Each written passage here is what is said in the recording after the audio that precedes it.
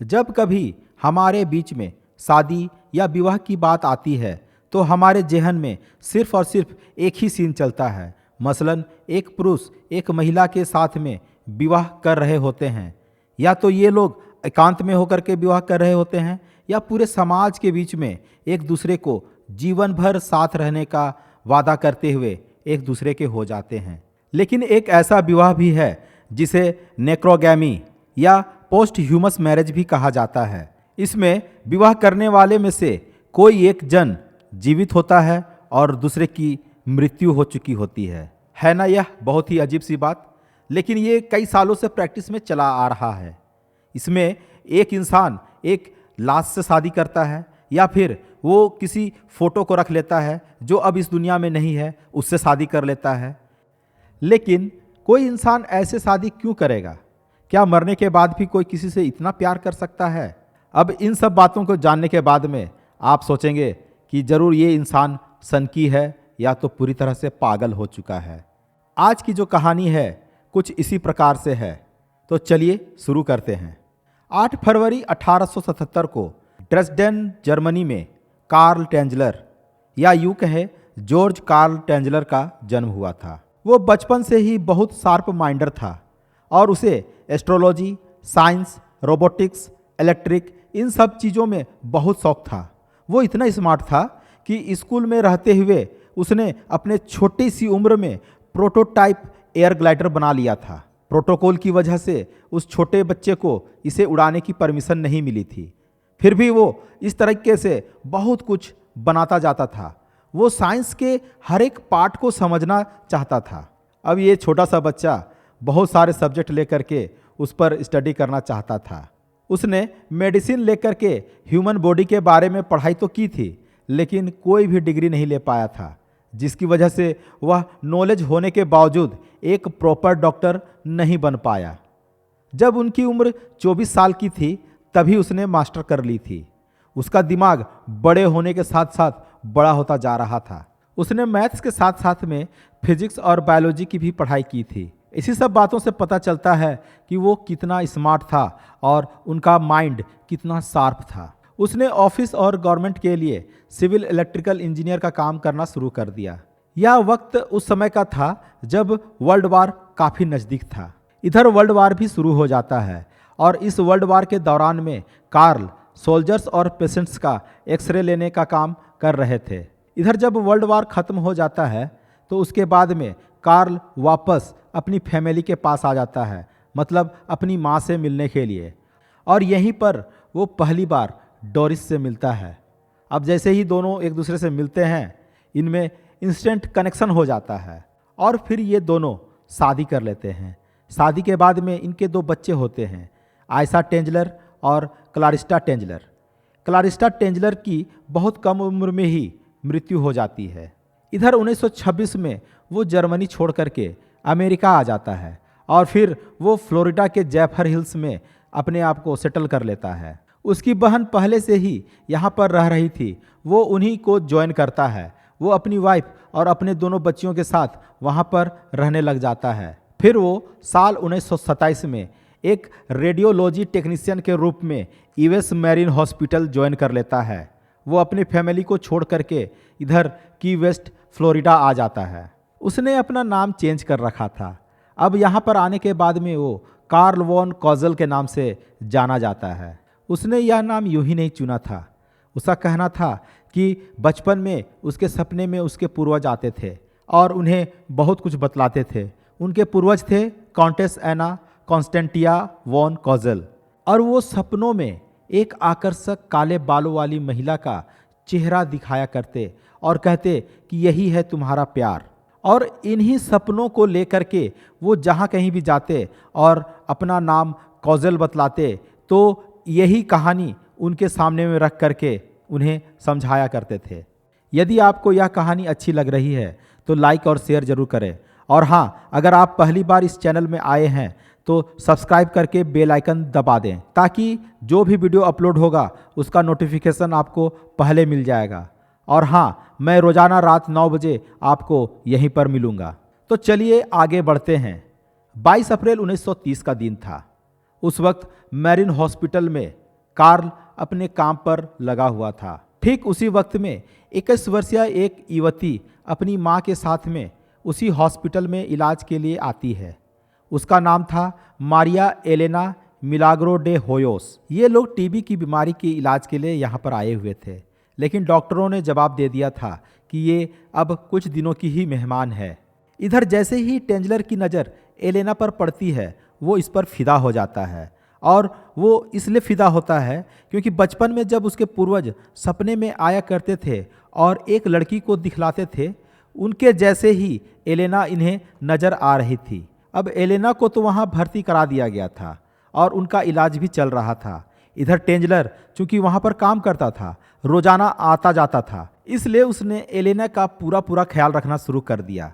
चूंकि ये दौर ऐसा था जब ट्यूबरकुलोसिस को लोग बहुत ही घातक बीमारी मानते थे और जो भी पेशेंट होते थे उनसे वो लोग दूर रहते थे। यहाँ तक कि उनके द्वारा इस्तेमाल किए गए जो बर्तन होते हैं, थाली वगैरह होती है, उसका भी इस्तेमाल वो लोग नहीं करते थे, बल्कि उनसे दूरी बना करके रहते थे। ऐसी स्थिति में टेंजलर उसका पूरा ख्याल रखने लगता है। टेंजलर ने एलिना को अपने विवाह के बारे में कुछ भी जानकारी नहीं दी थी।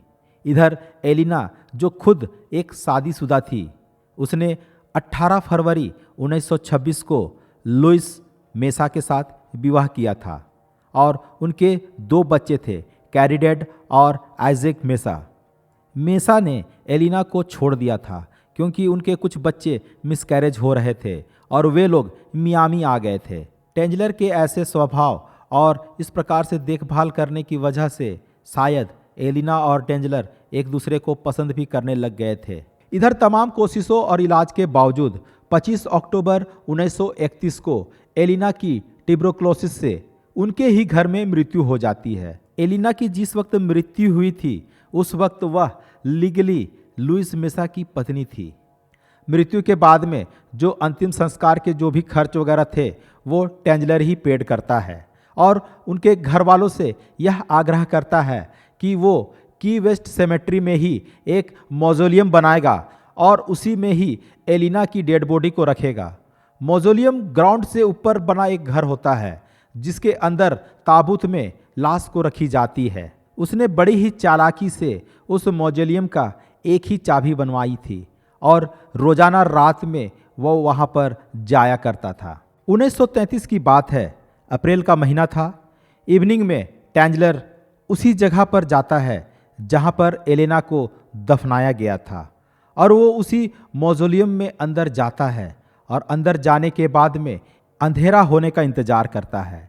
जैसे ही अंधेरा हो जाता है, एक टॉय वैगन में जो बच्चों की छोटी गाड़ी होती है उसमें एलिना की लाश को बैठाता है और वहाँ से वो चुपचाप उसी अंधेरे का फ़ायदा उठा करके वापस अपने घर आ जाता है। क्योंकि उस मौजोलियम का एक ही चाबी था, इसीलिए इस बात की जानकारी किसी को नहीं होती है कि एलिना की लाश उस मौजोलियम में अभी नहीं है। उसने एलिना की लाश को अपने बने लेबोरेटरी में रखा था और उसकी जो हड्डियां हैं वो चूंकि अलग होने वाली थी, इसलिए उसने पियानो के तार से उसे फिक्स किया था। अब उसकी आंखें चूंकि गल चुकी थी, इसलिए उसने कांच के बॉल लेकर के उसे आंख के रूप में बना करके उस जगह पर डाल दिया था। अब चूंकि चेहरे की जो स्किन है वो तो यूं ही रहेगी है नहीं, वो भी गलने शुरू हो गए थे।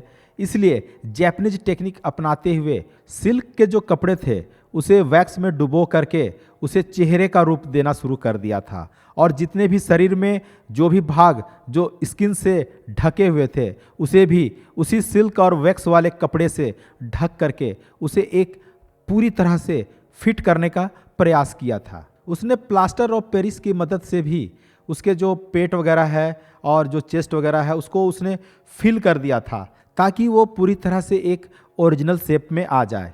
इतना ही नहीं, उसने उसे स्टॉकिंग्स वगैरह, ज्वेलरी वगैरह, ग्लव्स वगैरह सारा कुछ पहना रखा था। उसने उसी के बालों से बिग बना करके उसके सिर पर लगा दिया था। टेंजलर ने बहुत सारे परफ्यूम, डिसइंफेक्टेंट्स और प्रिजर्विंग एजेंट्स के जरिए उसके जो दुर्गंध है उससे वो उन्हें बचाने का प्रयास करता रहा।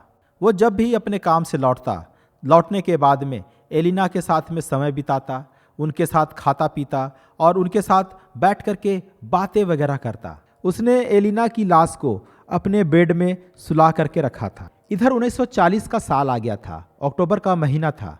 एलिना की सिस्टर फ्लोरिंडा ने सुना कि एक र्यूमर फैला हुआ है कि टेंजलर एक लाश के साथ में सोता है और उन्हीं के साथ में बहुत ही कंफर्ट फील करता है। यहाँ तक कि जब उनकी खिड़कियाँ खुली हुई होती है उस वक्त वो एलिना की बॉडी के साथ डांस करता है। ये सब बातें सुनने के बाद में फ्लोरिंडा टेंजलर के घर जाती है। उस वक्त टेंजलर घर पर नहीं था। वो खिड़की से झांक करके देखती है तो कुर्सी में बैठी हुई एलिना की लाश उन्हें दिखाई देती है। वह बिल्कुल ही डर जाती है और वो वहाँ से लौट करके सीधे पुलिस स्टेशन आती है और जो अथॉरिटीज़ के लोग हैं उन सभी लोगों को इसके बारे में जानकारी देती है और उन लोगों के साथ टेंजलर के घर चली जाती है। उस वक्त पे टेंजलर घर पर नहीं था, इसलिए वे लोग वहाँ पर इंतज़ार करते हैं और जैसे ही टेंजलर अपने घर वापस आता है तो जो प्रशासन के लोग थे वो उन्हें गिरफ्तार कर लेते हैं।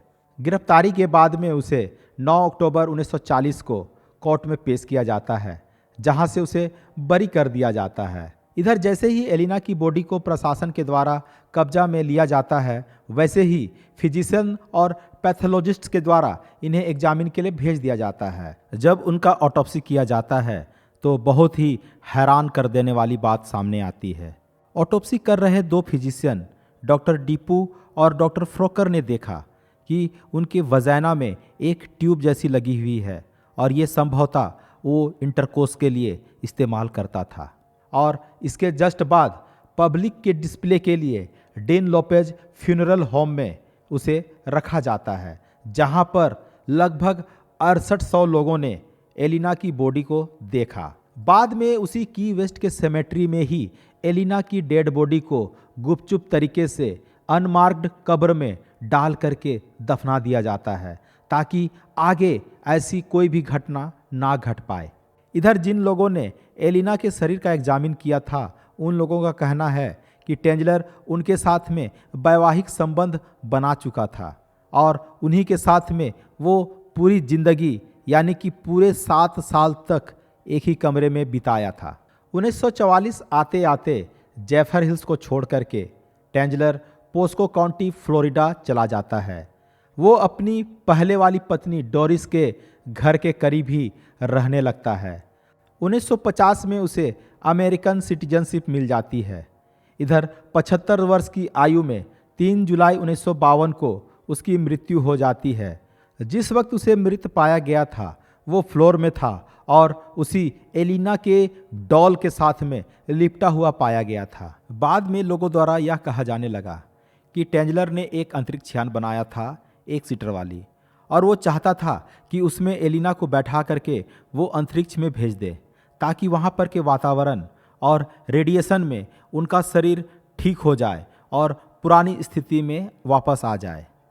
तो है ना अजब प्रेम की गजब कहानी। तो ज़रूर से आप कमेंट्स करके बतलाएं कि आपको यह कहानी कैसी लगी।